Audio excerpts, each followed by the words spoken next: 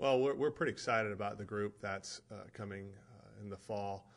We already have one of the bunch with us as an early enrollee, Mikhail Hollis, but they're going to really help us go to the places we want to go. This is my first time having a smaller recruiting class because we have so many returners, which is a good problem. But I really am excited about the kids that we have coming aboard because I think they're really going to push the returning players and overall make us a better squad. How do you see the guys fitting in? A lot of them are kind of center mids, some center backs as well. There's a goalkeeper in the group. Was defense kind of your focus with this class you were bringing in? Or? Well, with this particular class, I think we certainly shore up our defending efforts. I know that's one of the goals that we have in this off season as we project toward the fall is to solidify the defensive aspect of our game, but we do return a lot of attacking pieces. So as far as the attacking players, we already had them in place, and that probably was something we will address in 2013.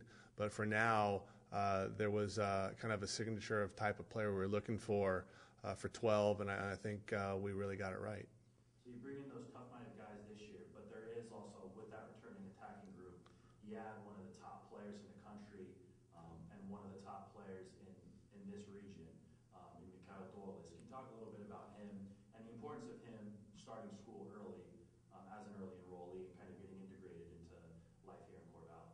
You know, I had a chance to get to know Mikhail at an early age, and he had a tremendous opportunity and experience to be with the U.S. U-17 national team in residency in Bradenton, Florida for a stint, and played in some big games of Brazil and Turkey, and represented our country very, very well. And so it's a thrill to see him in the orange and black for sure. The fact that he's here early is huge. It's huge for Mikhail's development. It's huge for him as a student athlete. He gets to establish his routine for classes and just a way of life as a student athlete before the heavy traffic comes in the fall. So I think it's going to bear fruit for him to be a very good student athlete that can have some success in the classroom. On the field, he's going to be able to play against quicker, faster players earlier. And so a lot of the learning curve that happens in a very short period of time in the fall, he's able to deal with that during a longer time frame in this winter and spring term. So for him to be here playing the spring games is massive. Out of the 6, 4 are from the Pacific Northwest, obviously, or arguably one of the most talent-laden areas of the entire country. Was your focus, to get those Pacific Northwest kids and get Oregon State as the destination for talented soccer players in this area to come here? One of my recruiting philosophies is always look in your backyard first, and I think that for us being the state university in Oregon that has men's soccer, it's in our best interest to make sure we have that ground covered. And so by signing the young men that we did sign, we're thrilled to get the top talent in this area, in this region, because we know that historically that these kids have gone on and done well, and we always want to get the first crack at them. So in that regard, yes. But we also want to bring the best kids in as possible. So if we can't find these kids here, the ring goes out wider, even all the way to Australia. So, but it is our general philosophy to look in the backyard. So we're pretty pleased with how this recruiting class developed. And last question, you touched on it a little bit before, but in the entire Pac-12, you guys are arguably returning the most talent, or more talent than other teams in the conference, 4 all-conference selections. So talk about that returning core. Emory, you get Kyrie back from injury. You have Harms and Mitchell for their last season. So talk about that group that's coming back. I think the returning group is going to have a sense of destiny. I think certainly they'll be seasoned, and these guys have some of them have gone through multiple years of what it's like to play in our conference.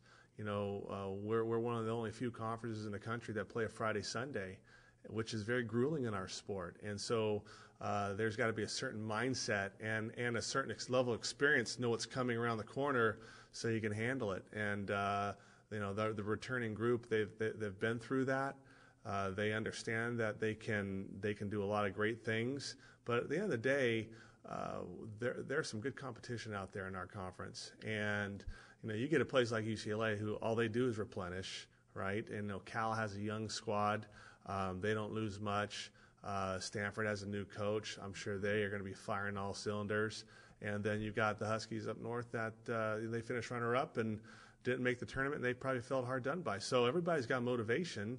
San Diego State, who I thought was one of the better teams we faced all year, and they didn't get a sniff. So everybody's got their own sense of motivation. I think when it's all said and done, we need to focus on things we can do well, challenge each other, and really operate outside of our comfort zone, and things will fall into place. We were unfortunate as far as losing guys like Kyrie to injury and so on and so forth. But you know what? That happens. And so it would be foolish to say that we're going to go through next season without that type of scenario happening. But you know what? Everybody's got to be ready to go.